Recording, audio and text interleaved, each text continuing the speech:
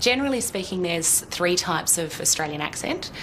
The first is the broad Australian accent, would be, say, for example, the typical Queensland accent or the very strong Australian accent. The rain in Spain falls mainly on the plain. The next would be the general Australian accent, which, for example, I speak. So it's a little bit more of a neutral, less strong Australian accent. The rain in Spain falls mainly on the plain. And then there's the cultivated Australian accent or the received pronunciation. The rain in Spain falls mainly on the plain. So that's basically the three general types of Australian accent. Okay, so we've established there is such a thing as the Australian accent. What we're going to do now is demonstrate exactly how to do it. We'll probably offend someone here with any real luck. I would visualise a long, flat line. You know, like on a musical sort of score. So a long, flat line, and you try and just keep your words going along that flat line. Don't go up and down, just long, flat line.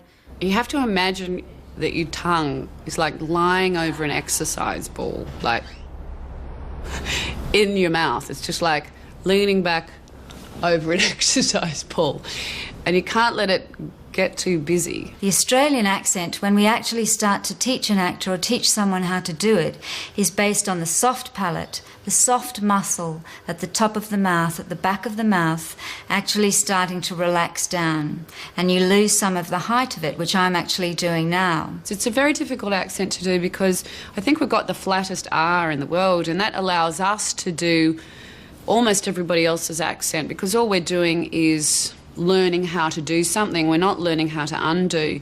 Well, if you take the particular sound R, A-H, R, and you asked a group of people to say that particular sound, and you were listening for their particular accent, and you took a few words, for example, ask, pass, and banana, and let's say you ask those particular words to be said by an American. Ask the master to pass the banana.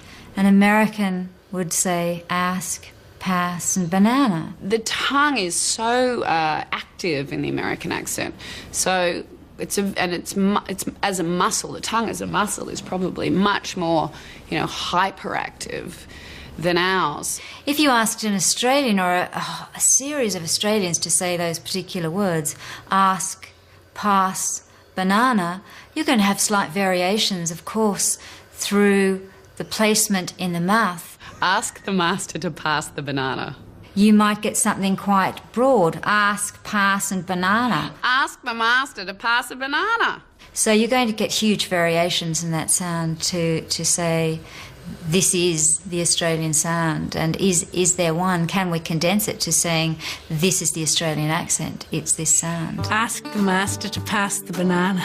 Ask the master to pass the banana. Ask the master to pass the banana. Ask the master to pass the banana. Ask the master. Ask the master to pass the banana. Ask the bastard to pass the bananas. Ask the master to pass the banana. Ask the master to pass the banana.